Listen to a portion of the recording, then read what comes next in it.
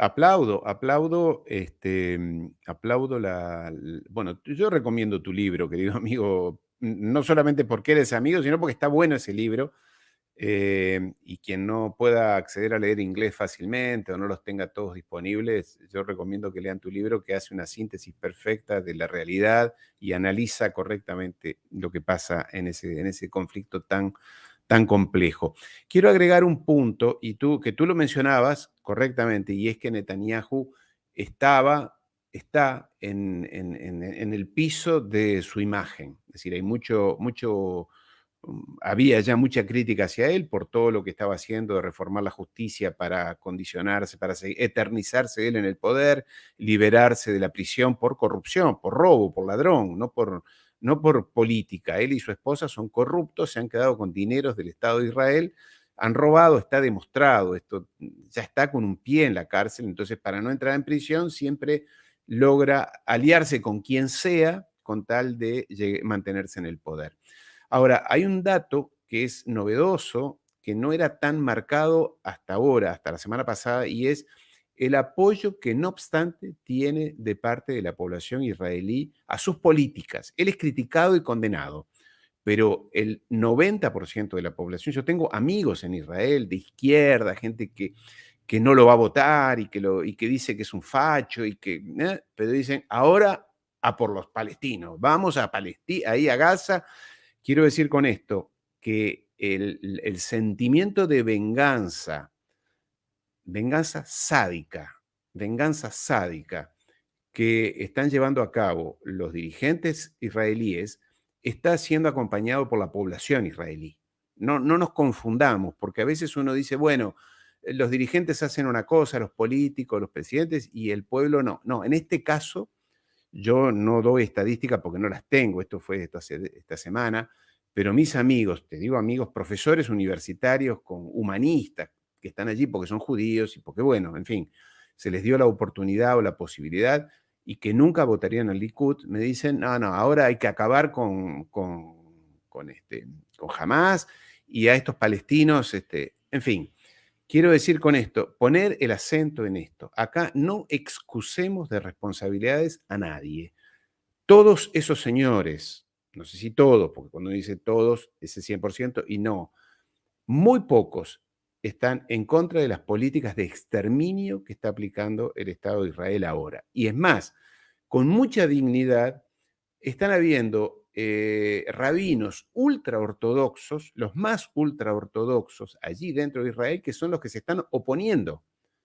No la gente de izquierda, profesores universitarios, que uno podría decir, bueno, es la gente más despabilada, más informada, más culta, en fin, serían los que se opondrían. No, son los rabinos más, no todos, obviamente una minoría, esas comunidades extremadamente ortodoxas que se le están oponiendo a Netanyahu. El resto del pueblo quiere venganza.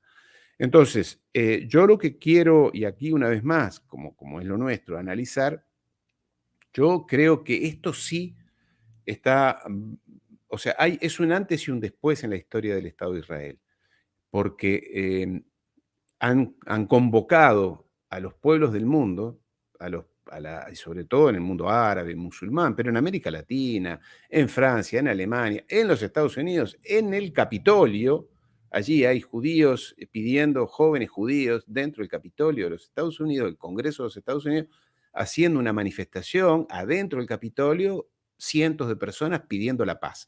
Han logrado convocar con su barbarie a los pueblos del mundo contra Israel. Entonces, lo que queda, me parece a mí, esto lo veremos los historiadores u otros historiadores en el futuro, esto es un antes y un después. El Estado de Israel sale muy mal parado de esto, porque claro, estas barbaridades que nosotros decíamos y que Cedillo mencionó y los libros que tú has mencionado, citado, lo dicen, en lo que se produjo allí en el año 48 y 49, aquel que no tenga acceso a libros complicados o estos libros, que ponga en internet Nakba con K, Nakba, que fue esa catástrofe, así se llamó, la catástrofe, Nakba, la catástrofe por la cual estos sionistas, que ya eran en aquel momento unos lunáticos, obligaron a cientos de miles se dice 700.000 palestinos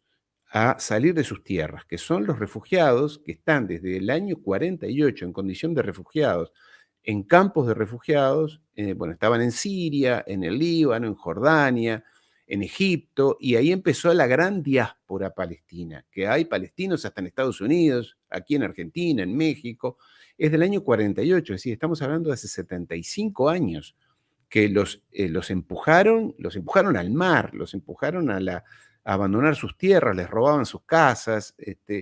Entonces, eso que se llamó Nakba, tú lo sabes, obviamente, lo ponen nuestros amigos en internet y les van a explicar de qué se trata, que fue una limpieza étnica ya en aquel momento. Entonces, pero en aquel momento no había redes sociales, no estábamos tú y yo con nuestros corajes y nuestra osadía hablando por un canal de YouTube o lo que fuera, no había celulares que grababan, que filmaban las barbaridades que esta gente hace. Entonces, ahora sí está, y yo creo que esto realmente va a marcar un antes y un después. Yo espero que esto no se resuelva con una escalada belicista o guerrera en estos momentos. Allí está, Nakba. Le hemos dedicado varios análisis, mira, de hecho, Claro, desde que tú lo inició el tienes. canal, empezamos con estos, el Nakba Palestina, Ahí está. construcción identitaria. En el canal de Tu Profe de Rey tenemos Sí. bastantes análisis de esto mismo. Por eso no, si aquel que no tenga el deseo de comprar los libros, que consulte en tu propio canal y habrá entendido perfectamente. Ahora, la credibilidad de esta gente, ya digo, el primer ministro israelí, es lo que es. Acá el problema de fondo, yo entiendo todos estos análisis de Cedillo y de mucha gente, el problema de fondo acá, ¿sabes cuál es? Bueno, tú lo has expresado, es que estás discutiendo con fanáticos religiosos. Entonces, cuando tú discutes con fanáticos religiosos, no hay posibilidad de entendimiento, de llegar a acuerdos. Porque si estos señores dicen, y cogen la Biblia, que tengo acá, tengo varias Biblias, tú sabes que yo no soy ateo, pero estoy rodeado de Biblias porque la estudio. Si estos señores dicen, esta tierra me la dio Dios, o una de las ministras del gobierno actual dice, nosotros no negociamos con nadie, porque con el único que negociamos es con Dios, se terminó la discusión. No puedes discutir con una persona así y decir, bueno, a ver, vamos a ver si hacemos dos estados, si tú tienes razón, entonces yo te doy algo y tú me das algo y win-win. Esta gente no acepta el win-win.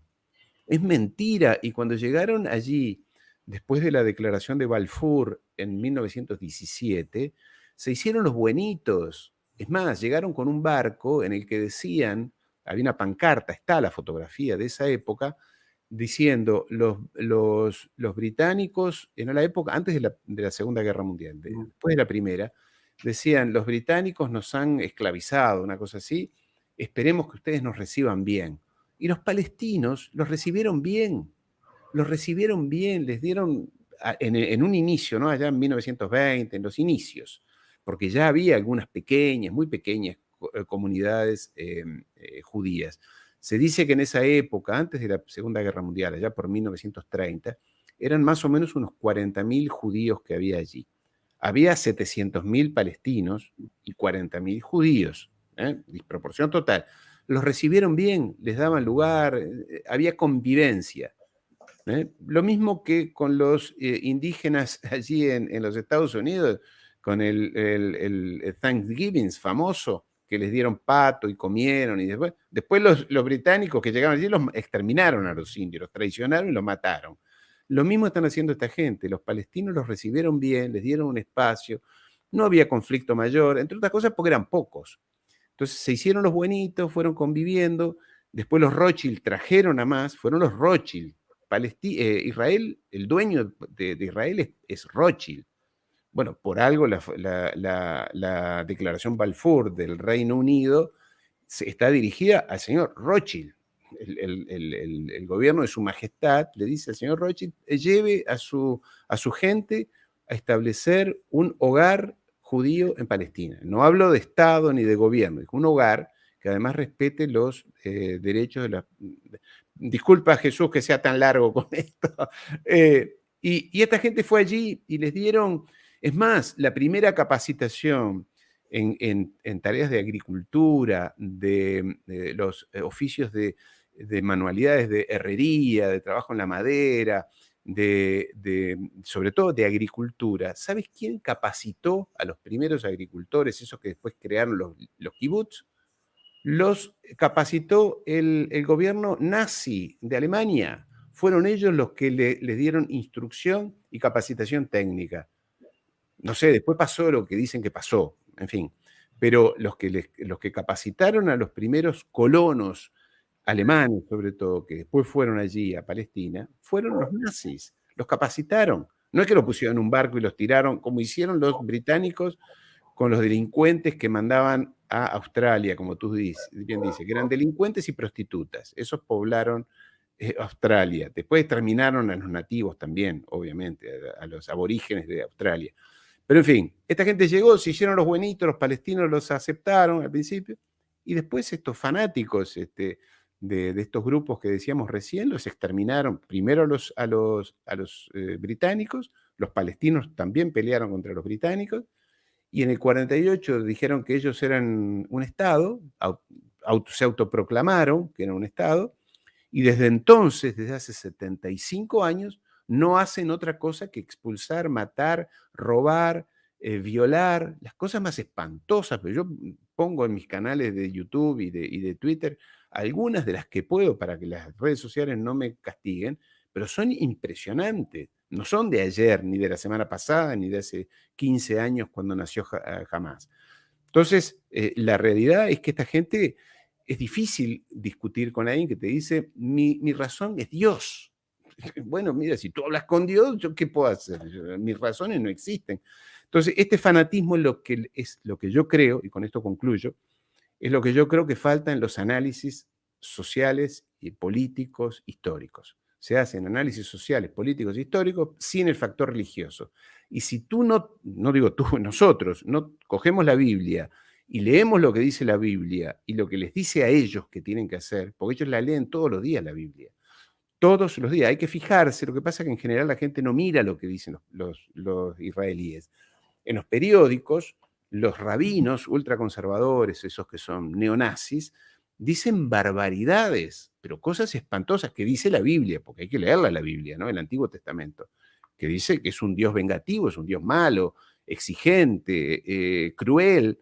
Y después los rabinos allí le dicen a sus soldados y a sus ejércitos, tú citabas a Ariel Sharon. Ariel Sharon siempre decía que él antes de emprender una batalla o una acción contra los palestinos, como fue la matanza en el campo de refugiados allí en Jabrila. Ahora hay Shatila.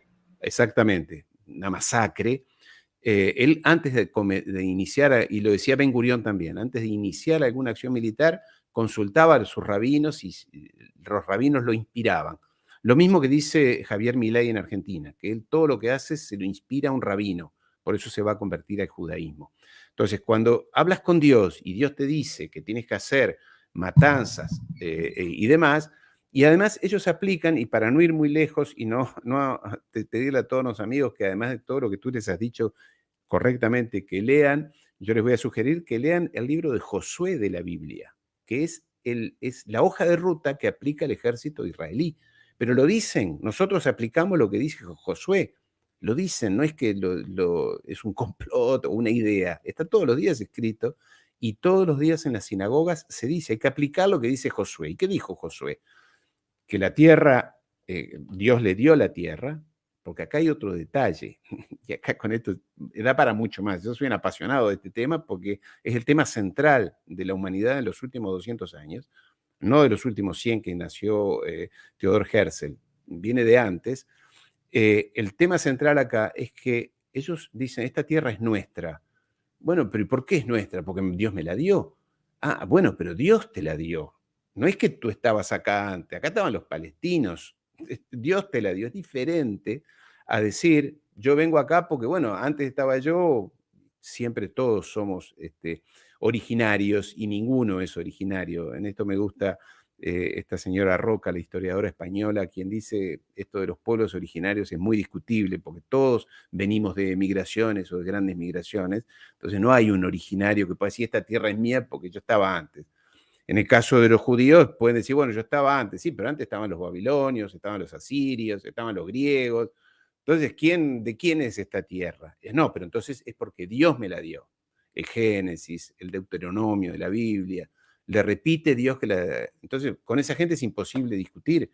Por eso es que yo creo que esto, lamentablemente, esto no se va a resolver de otra manera más que en algún momento por una guerra muy violenta, porque esta gente no va a entregar nada porque ellos hablan con Dios. Entonces, cuando tú hablas con Dios, es como aquellos que se inmolaron en las Torres Gemelas, porque del otro lado también hay fanáticos que justamente que luchan por abstracciones.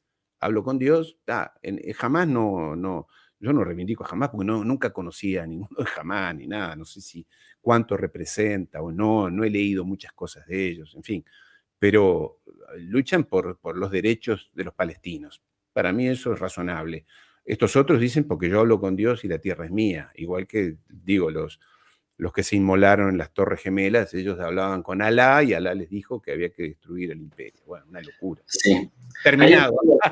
Aquí tocaste un tema importante, porque buena parte de los mitos fundacionales de Israel es que ahí siempre hubo judíos, pero los censos de la época, que estoy presentando aquí en pantalla, los censos de la época, como cuenta el Alto Comisionado para Palestina y Transjordania, señalan que no. Es decir, que en el año 1922 nada más representaban el 13% de la población. Los musulmanes, los palestinos, eran el 75%. Más los cristianos, que tú está bien que los pongas allí, porque uno a veces se olvida de los cristianos, son el 11% y el 1%. Luego, para 1931, cuando empezó el conjunto de las alías, que también lo explico aquí en mi libro, las migraciones de Europa porque demográficamente pues, no se reproducían como los musulmanes, para 1931 ya los musulmanes seguían siendo mayoría, 34%, no porque fueran menos, sino porque ya había llegado una masiva cantidad de migrantes judíos europeos y también los Mizrahi, los que nunca se fueron del Medio Oriente, pero que estaban en Siria, en el norte de África, en Irán, etcétera, eran el 17%. Y los cristianos 9% y otros el 1%. Y para 1945, al final de la Segunda Guerra Mundial, que por cierto, ahí está el video circulando de Netanyahu, diciendo que a Hitler, el niño del bigotito, no se le había ocurrido el holocausto, sino que Husseini, el jefe de la Meca, el malvado árabe musulmán, lo había convencido para que hiciera lo que hizo. No es que Hitler fuera fascista, no es que Hitler fuera un criminal de guerra, no. Es que, ¿puedo decir algo? Es que lo convenció Husseini, de acuerdo a Netanyahu. Bueno, en ese contexto, algo de eso hay. Creo, esta es mi opinión, es un gran debate, ¿no? 60% eran musulmanes, solo 31% son judíos, 8% son cristianos y 1% a otros. Pero ¿por qué quiero mostrar ¿por qué quiero mostrar las cifras? Porque siguiendo a Ilan Pappé, siguiendo a Amos Oz, a Edward Said y al mismísimo Benny Morris, al momento de repartir a ese 31% que vemos ahí de judíos, le dan el 54% de la tierra. Esto obviamente pues molesta muchísimo a los árabes, pero además hacen limpieza étnica, es decir, sacan a los árabes de la zona que le habían repartido al Estado judío, que es un ideal, una utopía, pues, casi inalcanzable, y de ahí el hecho de que los Netanyahus de cada época lleven a cabo estas matanzas que estamos observando, y luego, después Israel, a partir de 1967, se extiende hasta el 78% de la tierra, de tal suerte que este mapa, que históricamente hemos estado viendo, donde dice, así era Palestina en el 48, así era Palestina en el 56, en el 67, y así es en el presente, pues tiene que ver con esto, es decir, por más que digan y repitan que ellos siempre estuvieron en el Medio Oriente, que nunca se fueron de Palestina y que, bueno, lo cierto es que con datos duros del mandato británico, mismos datos del mandato británico, eran minoría y se les repartió siendo minoría la mayor cantidad del territorio, y así fueron avanzando a base de guerra. Mira, Ahí lo lo tienes. de color azul era Israel, lo de color amarillo era para Palestina. Y mira después, entre el 49 y en el 67, en lo que fue quedando ya la franja de Gaza, de este trecho amarillo, de este cacho amarillo, pues terminó quedando prácticamente este de 67. Y si pasamos al tercer cuadro, que dice del 67 al 2000, significa que tanto lo que está en rojo en el cuadro 1, en el cuadro 2 y en amarillo en el cuadro 2 de Gaza y Cisjordania, pasan a ser ocupados por Israel. Y en el norte, con la guerra de los 6 días, se queda con hasta el río Litani, en el sur del Líbano. O sea, Israel empieza a cumplir su sueño del Eretz Israel, el gran Israel, que se extendía casi hasta Antioquia y hasta el Sinaí, y desde el Mediterráneo hasta el cruce del Tigris y el Éufrates, y se queda con esta parte de Siria, los altos del Golán, el sur del Líbano hasta el río Litani, las granjas de Sheba, y luego hacia el sur se quedan con todo el Sinaí. Y entonces, acá lo que vemos en el siguiente es la actual Palestina. Prácticamente los fueron desapareciendo Todo hasta eso que... está en la Biblia, de Jesús. Todo eso está en la Biblia. Es decir, el gran Israel, desde el Nilo hasta el Éufrates, ellos están aplicando el gran Israel, ¿no? Pero Ariel, yo sí quiero, ahí también me quiero diferenciar de ti. Este no es un tema religioso. El sionismo utiliza mañosamente Totalmente. Es una el ideología política. fundamento religioso, porque de hecho la misma organización sionista se autodefine como laica, no como religiosa. La idea de construir el Estado es para que los judíos puedan ir a rezar, dicen ellos, a la tierra prometida. Pero, ojo, el factor religioso es una variable que en cierta medida nos explica algo, pero no lo explica todo. Y ese es el tema, que luego la gente dice, oh, sí, llevan 5,000 años de disputa religiosa. No, no, no.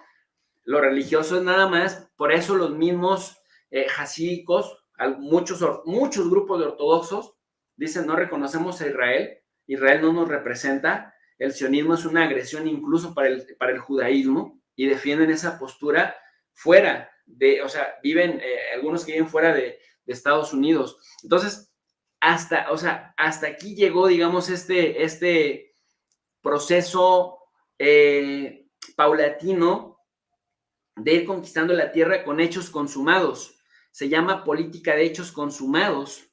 Si te fijas ya en el cuarto cuadro, en donde dice del 2000 a la actualidad, ya no están en el sur del Líbano, porque el Hezbollah los echó a patadas en el 2001. Habían ocupado la tierra desde 1978 hasta el 2001.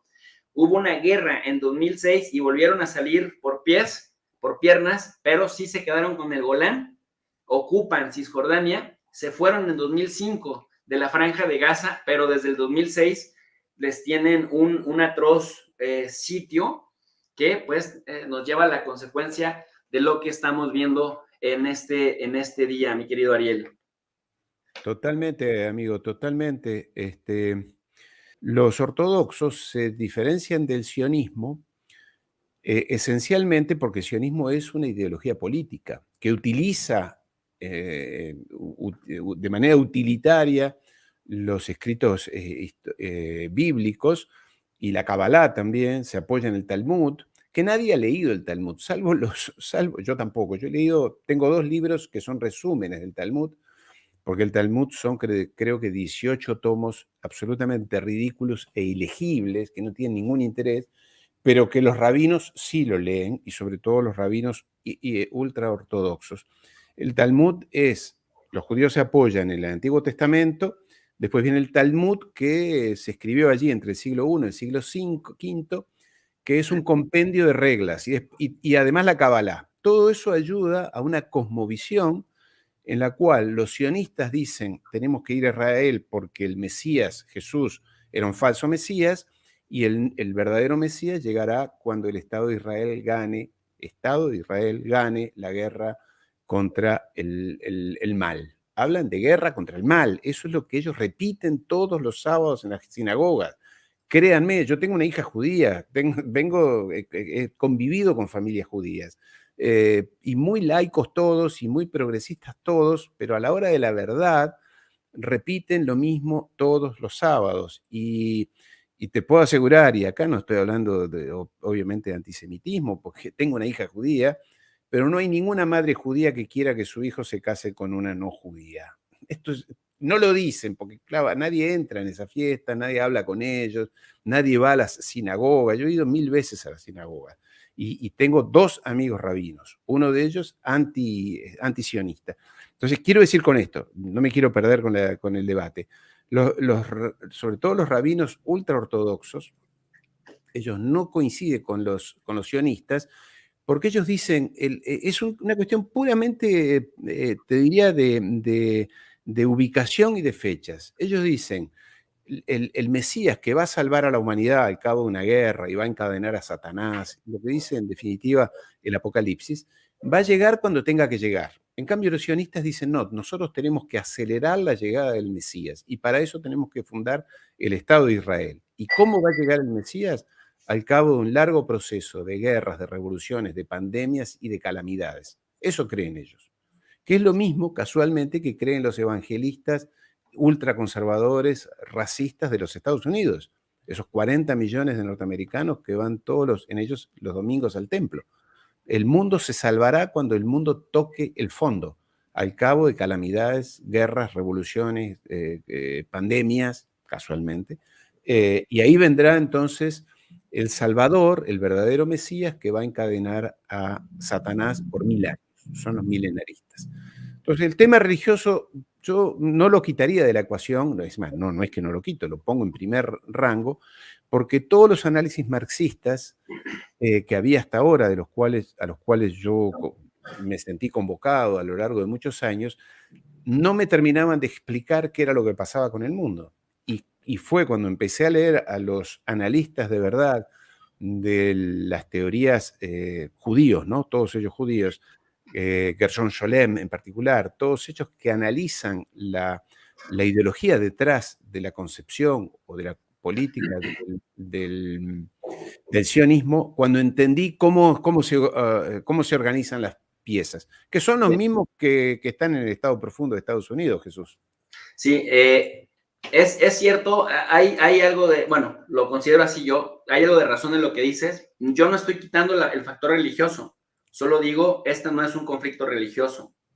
Lo intentan justificar porque, y de hecho, fíjate que por eso le pongo a mi libro de la narrativa sionista a la política de hechos consumados. Es decir, la narrativa sionista involucra el factor religioso, pero tengo acá un texto, además del mío, porque siempre me gusta pelotear y que la gente, aprovechando que tenemos 7,300 personas viéndonos en tiempo real. Qué bueno que haya disenso en algunos aspectos entre tú y yo, claro, porque lo hace interesante, ¿no? Claro, es lo que hace más enriquecedor el asunto. Sí. Y también eso, qué bueno que citas autores, que citas fuentes y que la gente que nos está escuchando también pueda tomar nota y luego después hacer sus propias lecturas. Nur Marsala habla y estudia las teorías de la expansión territorial, el sionismo laborista, el sionismo revisionista, y eso que tú mencionabas, mi querido Ariel, hace parte de una corriente.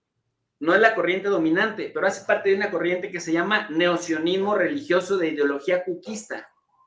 Cook decía que habría que ver en Israel al Mesías esperado, que no contaran con que vendría que era una persona, sino esta es la señal. Es Israel el Mesías. Y para ellos, 1967 y la Guerra de los 6 días fue visto como esa señal divina de que venía ya ahora sí el Eretz Israel, la conquista del gran Israel, que se imaginaban desde Antioquia hasta el Sinaí, porque lograron llegar hasta el Sinaí, y desde el Mediterráneo hasta el cruce del Tigris y el Éufrates, porque parte de lo que dicen estas teorías de la expansión territorial, que la gente puede consultar en este libro de Nur Marsala, y que además es de muy fácil lectura, muy ágil lectura, era justamente eso, el poder dar pasos que vayan materializando con políticas de hechos consumados, es decir, vamos, y esto es en violación total del derecho internacional, por supuesto, vamos ganando terreno con el poder de fuego, apoyados por Estados Unidos y el Reino Unido, y luego después construimos colonias, construimos asentamientos, y luego después cuando quieran negociar, ya no volvemos a las fronteras originales, volvemos a las fronteras de avanzada. Y si quieren negociar con nosotros, les damos allá territorios más feos y abandonados, pero vamos expandiéndonos mientras la coyuntura internacional nos lo permita. Por eso te digo, o sea, yo no saco de la ecuación el factor religioso, pero tampoco lo pongo en primer lugar. Creo que lo utilizan para generar cierta consenso, pero a la hora de la verdad, lo que priva es el tema económico, el tema territorial, es decir, hechos sobre el territorio, los contratos de armamento, los contratos a las constructoras, los contratos a los constructores de carreteras y de casas. Es decir, es más amplio que únicamente lo religioso, y cuando le sigue uno la pista del dinero, encuentra uno pues muchísimas más respuestas que únicamente lo religioso.